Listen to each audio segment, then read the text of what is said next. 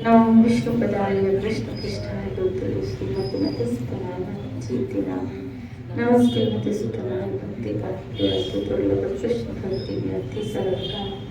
हरे कृष्णा कृष्णा कृष्णा हरे हरे हरे राम राम राम राधे।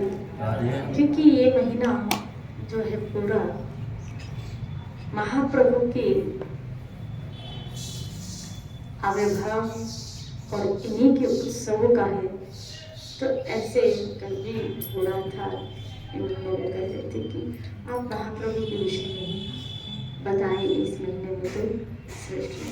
तो मैंने सोचा अगर बोलना है तो आरंभ बेसिक शिक्षा अष्टकम के ऊपर जो महाप्रभु ने 10 सूत्र दिए उनसे आरंभ करते हैं। हालांकि इस पे यहाँ चर्चा हुई है, लेकिन ये सूत्र ऐसे जितनी बार चर्चा करोगे ना उतनी बार एक नया मोड़ ये सूत्र हमको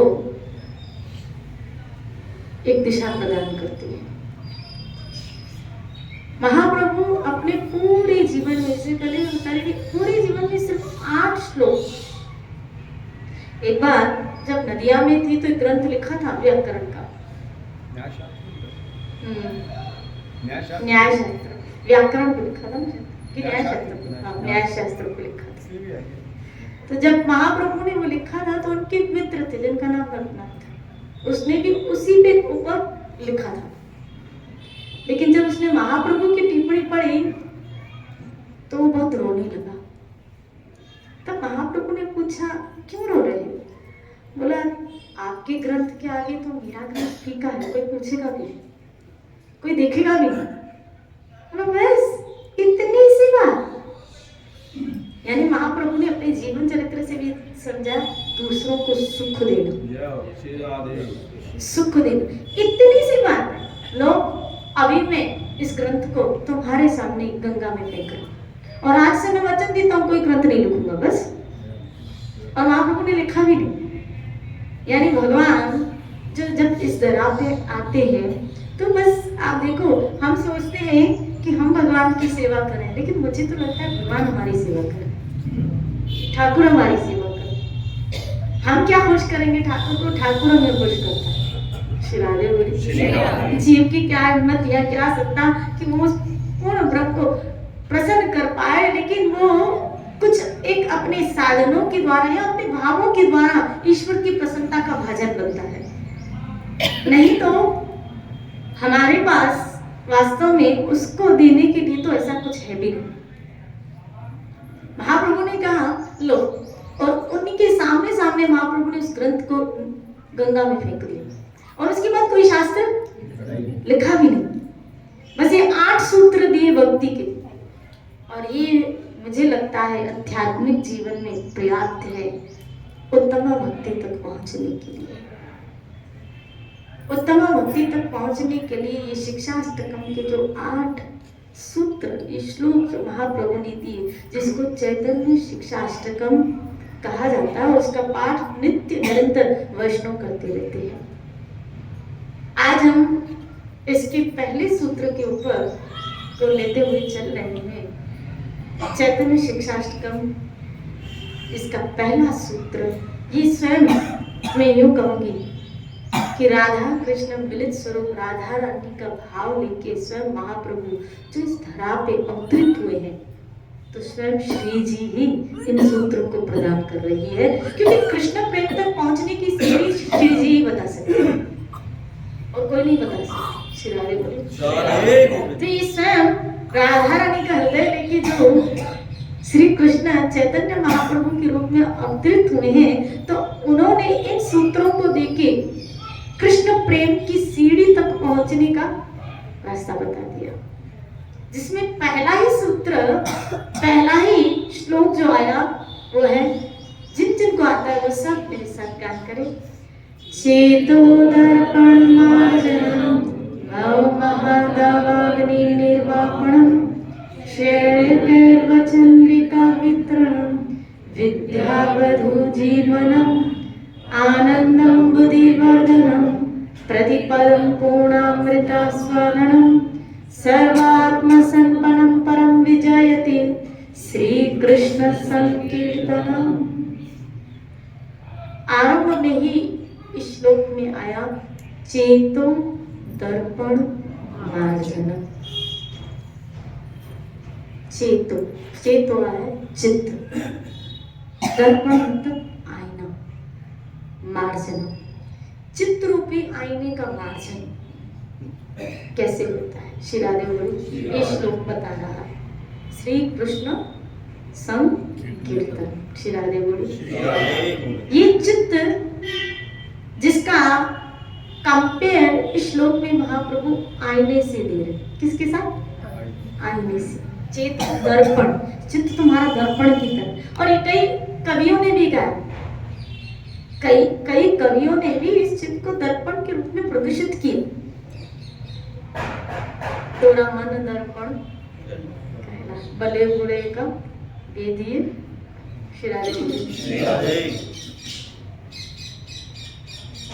दर्पण, दर्पण मतलब आईना। और जब हम घर में अपने आप को आईने में देखते हैं तो जैसी सूरत है वैसा ही तो आईने में दिखेगा। आईना क्लीन है, आईना क्लीन है तो चेहरा भी दिखेगा। लेकिन अगर आईना क्लीन नहीं है तो आपको चेहरा क्लीन दिखने वाला। इसी तरह आत्मा क्लीन है, आपका स्वरूप क्लीन है। एक्चुअली चेहरा हमारा क्लीन है लेकिन आईना खराब है तो सही नहीं दिख रहा है। जिस तरह चेहरा क्लीन है, आईना खराब है तो चेहरा प्रॉपर नहीं दिखता। उसी तरह आत्मा स्वरूप, आत्मा पे कोई भी दाग नहीं है, दाग चित्त पे। आत्मा क्लीन है। इसीलिए तो गीता के दूसरे अध्याय में कृष्ण ने कहा इसको न काटा जा सकता है, इसको न मारा जा सकता है, इसको न खंड खंड किया जा सकता है। वो नीट है, वो दोष रहित है। फिर आप कहेंगे जब आत्मा दोष रहित है तो फिर उस आत्मा को भुगतान क्यों करना पड़ता है? पाप तो शरीर करता है। पाप कौन कर रहा है? शरीर। और भुगतान करती है आत्मा। तो आत्मा नीट एंड क्लीन है, दोष रहित है, अमोघ है, अछूत है, अनादि अंत से रहित है। फिर भुगतान आत्मा क्यों करती है? आत्मा को भोगना क्यों पड़ता है? आत्मा को भोगना इसलिए पड़ता है क्योंकि आत्मा इस शरीर में लिप्त हो गई, एकत्व उसने कर दिया है इस शरीर के साथ। इसलिए वो अपने अस्तित्व को भूल चुकी है। इसीलिए इस आत्मा के ऊपर दोषारोपण हो गया, अर्थात है नहीं लेकिन एकत्व होने के कारण वो अपने स्वरूप को भूल गई है। हम अपने स्वरूप को भूल गए। अब नाम श्री कृष्ण संकीर्तन, ये नाम क्या करेगा? चित्त का मार्जन करेगा। चित्त का मार्जन होगा तो क्या होगा? हमें अपने स्वरूप का एहसास। और जब स्वरूप का एहसास होता है तब जीव की क्या स्थिति होती है बोला? जब स्वरूप का एहसास होता है उस वक्त जीव की इन भजन करते करते जो महाप्रभु ने कहा श्री कृष्ण संकीर्तन, ये नाम के द्वारा जो चित्त मार्जन हो रहा है। तो जब चित्त मार्जित होता है तो क्या अनुभूति होती है, क्या एहसास होता है? पहला, चित्त आईना साफ है तो क्या चेहरा दिख रहा है। इस तरह चित्त अगर साफ होता है ना तो अपना स्वरूप दिखता है। और क्या स्वरूप दिखता है? कौन सा?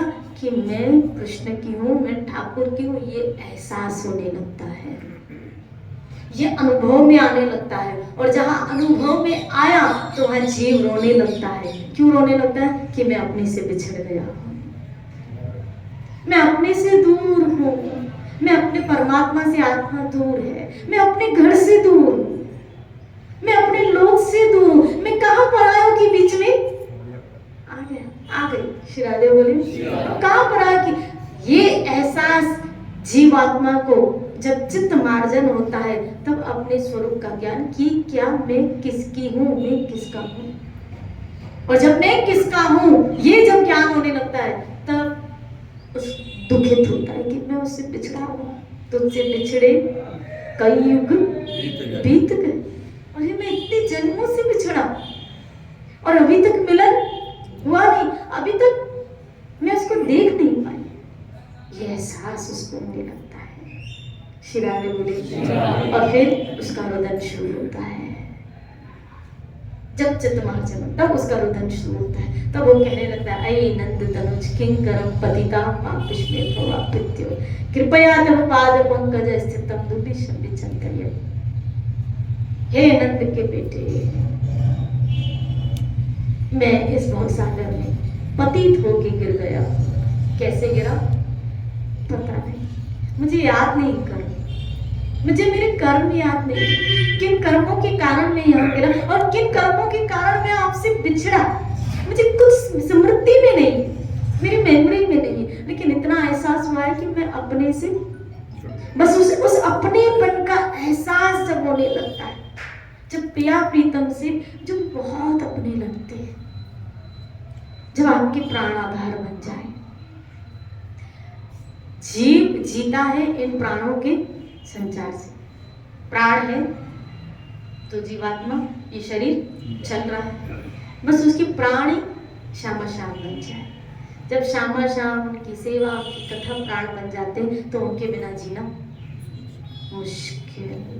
ये क्या कौन करता है? नाम, श्री कृष्ण संकीर्तन। श्री राधे बोली।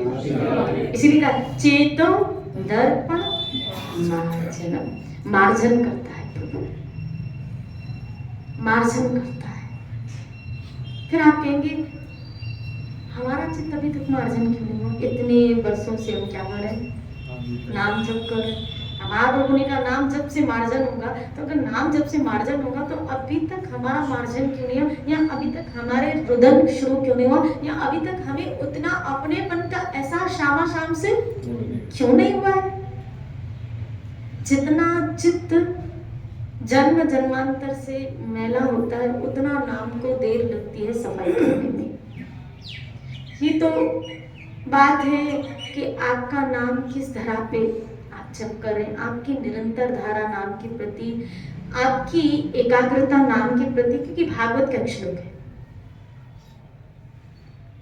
प्रथम स्कंद में ही आया भागवत में, अगर आपने ध्यान से सुना पढ़ा, भागवत में आया है ध्यान से जप न करने से। पढ़ा है किसने? कैसा है? ध्यान से जप न करने से अनर्थ की वृद्धि होगी। ऐसे ही शब्द बताओ जैसे भागवत में। हाँ, ध्यान से जप न करने से जप का वो परिणाम नहीं मिल पाता जो मिलना चाहिए। श्री राधे बोली। श्री राधे। जप का वो रिजल्ट नहीं मिलता, वो परिणाम नहीं मिलता जो मिलना चाहिए। यहाँ तक कि कहा एक शब्द है भागवत में, वो जप का सार निकल जाता है। श्री राधे बोली। ज्ञान से जप न करने से जो परिणाम निकलना चाहिए ना जप का, वो नहीं निकलता। श्री राधे बोली। यहाँ तो भागवतकारों ने ग्रंथों में पुराणों में आए, जो एक बार भी नाम जप अपराध रहित होके करता है, एक बार भी, एक बार भी, उसके समूलतः जन्म जन्मांतर की पाप राशि को नाम समूलतः खत्म कर देता है, नष्ट कर देता है प्राय। अरे जब पाप राशि समाप्त हो गई तो उसकी कदम तो ईश्वर भावना की तरफ बढ़ने ही वाले। तो अनर्थ अभी तक अगर बचे हुए हैं तो इसका मतलब है नाम जब ध्यान से नहीं हो तो रहा है, हो रहा है, माला घूम रही है। मैं ये बहुत अच्छी बात है, हम ऐसा कर रहे हैं, मैं इसको निग्लेक्ट नहीं करती या मैं इसको अवॉइड भी नहीं कर रही, या भगवान के द्वार पे ये एक्सेप्टेबल नहीं है ऐसा भी नहीं है। श्री राधे बोली। यहाँ तो कहा भाव कुभाव अनख आलसम, लेकिन अगर सोचो कुभाव से भी इतना शुद्ध परिणाम है, अच्छा परिणाम है, तो भाव से परिणाम की क्या मिलता होगा उस जीव को? ध्यान से जब हो, मुझे बताओ वाल्मीकि ऋषि, श्री वाल्मीकि ऋषि जी जो उनका पूर्व बताया पहले, जो एक रत्नागिरी भाई ये आया ना वाल्मीकि रामायण,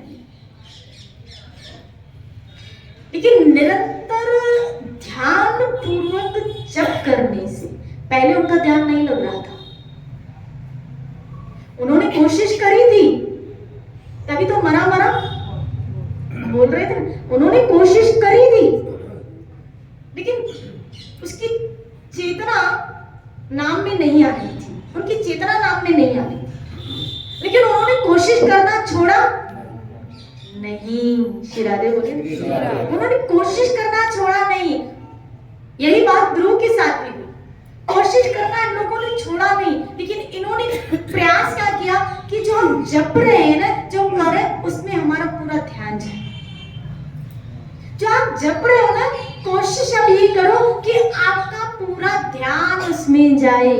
उसका जो परिणाम निकलेगा ना, देखना एक दिन इन सूखे नैनों से अश्रु बिंदु निकल आएंगे। श्री राधे बोले, ये वज्र जैसा हृदय भी जो कठोर है, ये सॉफ्ट होने लगेगा इस नाम से, ये नाम से, प्रभु के नाम से। श्री राधे बोले,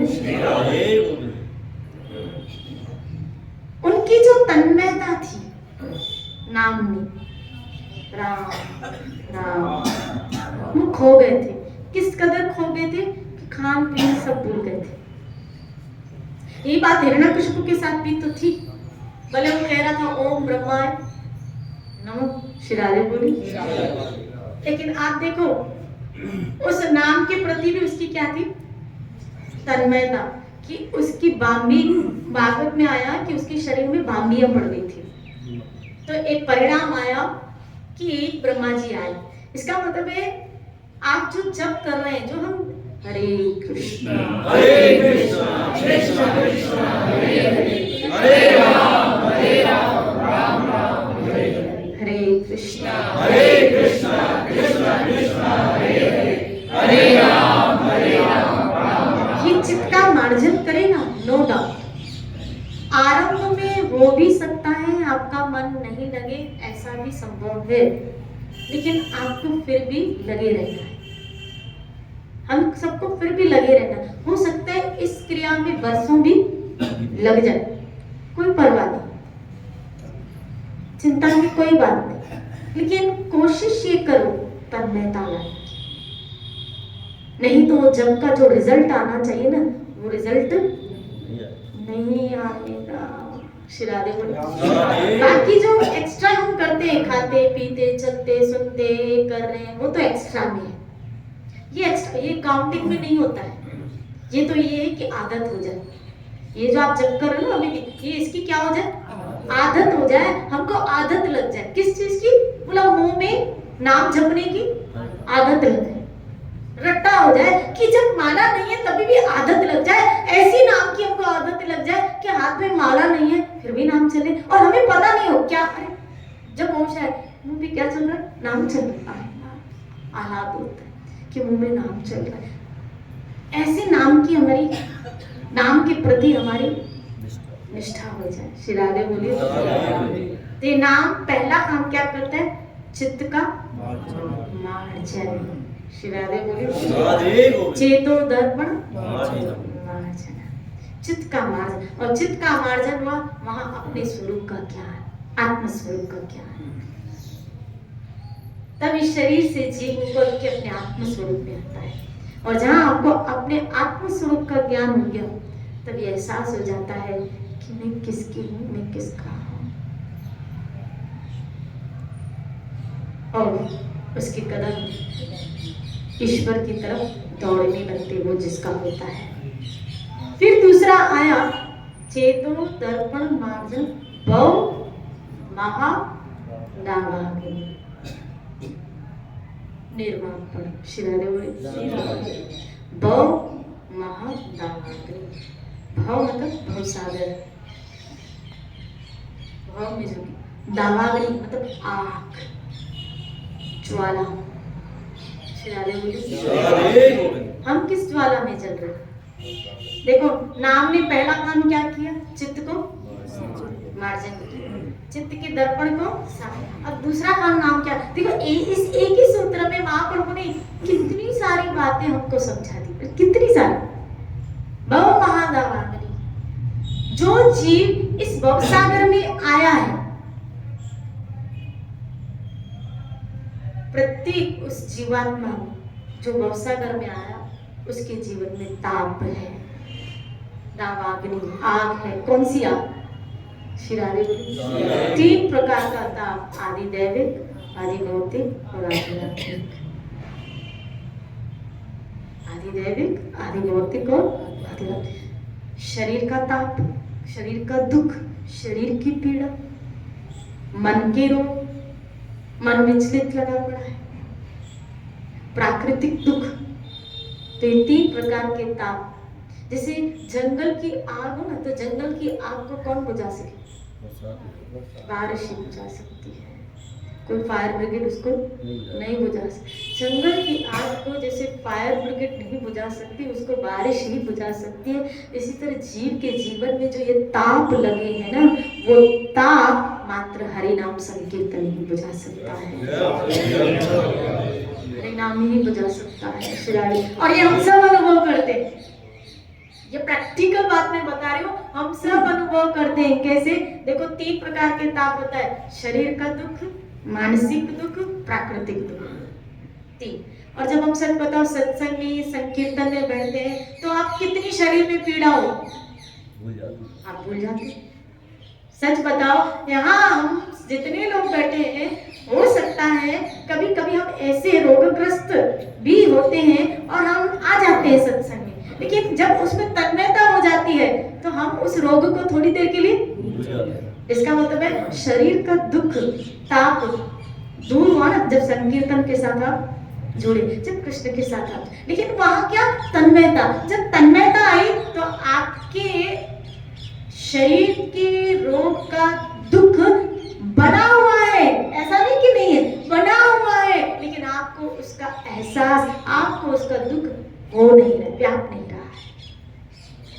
श्री राधे बोली। मानसिक दुख हो सकता है, हमने से कई लोग घर में से बहुत परेशान, कभी कभी तो झगड़ा करके भी आ जाते हैं, लड़ झगड़ के भी आ जाते हैं, कभी कभी ऐसा मूड खराब होता है, सुबह सुबह तो मूड खराब होता है, बैठ जाते हैं सत्संग में, लेकिन यहाँ आने के बाद सारे झगड़े खत्म। शिराज हम भूल जाते हैं कि हम घर से लड़के भी आए थे, और यहाँ हम जाते हैं, उनके मूड तो वैसे के वैसे बने रहते, हमारा मूड चेंज होता है। शिराजे बोलिए, होता है उनके मूड घर जाओ तो वैसे के वैसे होते, वही 2 सुइयां 12 पे। शिराजे बोलिए। और हमारे होंठ हंसे हुए होते, तो उनको लगता है कि पता नहीं कौन सी गोली खा के। शिराजे बोलिए। तो मन का जो रोग है, आप देखो यहाँ आने के बाद हमारे मन का रोग भी, हमारे मन के प्रॉब्लम भी, हमारे मन की समस्या भी, हमारे मन की उलझन भी, हमारे मन का ताप भी खत्म हो गया। कृष्ण नाम संकीर्तन। श्री राधे बोलिए। प्राकृतिक दुख, प्राकृतिक दुख, श्री राधे बोलिए। और इसका सबसे बड़ा उदाहरण तो परीक्षित महाराज की है कि एक सांप डसने वाला है, 7 दिन के बाद डस रहा है, लेकिन एहसास नहीं है। प्रकृति की तरफ से कोप आता है,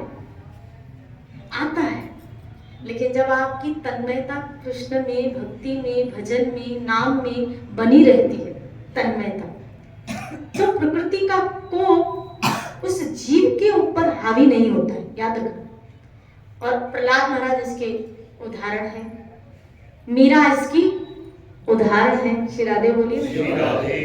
यहाँ तक क्यों हो सकता है आप लोगों को भी इसका अनुभव हुआ हो, क्यों प्रकृति का कोप भी हावी नहीं, या कभी कभी ऐसी आता है तो हम जल्दी से क्या भजन शुरू करते हैं, राधा राधा राधा राधा हरे कृष्ण। यहाँ तो नरसिंह गाती, नमस्ते नरसिंहाय प्रहलाद लाद हिरण्यकशिपु। बता रहे थे एक बार हमारी फ्लाइट ऐसे उल्टी हो गई थी और हमने नरसिंह आरती चालू करती थी। श्री राधे बोली। कोप आता है कभी कभी प्रकृति की तरफ से, लेकिन तुरंत हमें लगे जब नाम की स्मृति हो जाती है, हम उनके साथ जुड़ जाते हैं, तो हमें वो कोप नहीं। श्री राधे बोलिए।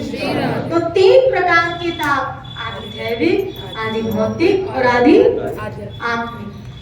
लेकिन जब हम श्री कृष्ण संकीर्तन से जुड़ते हैं तो हमें तीनों तापों से क्या हो जाते हैं, मुक्त हो जाते हैं। श्री राधे बोलिए। श्री कोशिश कीजिए क्या नाम के साथ जो महाप्रभु हमें जोड़ना चाहते हैं, श्री कृष्ण बोलो, चेतो दर्पण मार्जनम भव महादावाग्नि निर्वापकम। श्री राधे बोले। आगे का सूत्र कल वर्णन करेंगे, आज इतना ही। इतना खोपड़ी में बैठ जाए क्या। नाम क्या करेगा? चित्त का आईना साफ करेगा, और जहाँ आईना साफ हुआ आपको अपने स्वरूप का ज्ञान हो जाएगा। दूसरा नाम क्या करेगा? 3 प्रकार के तापों से आपको मुक्त करेगा। श्री राधे बोलिए। कल इसी चर्चा को लेते हुए चलेंगे। खूब भजन करो, अपने जीवन को धन्य करो। जय जय श्री राम।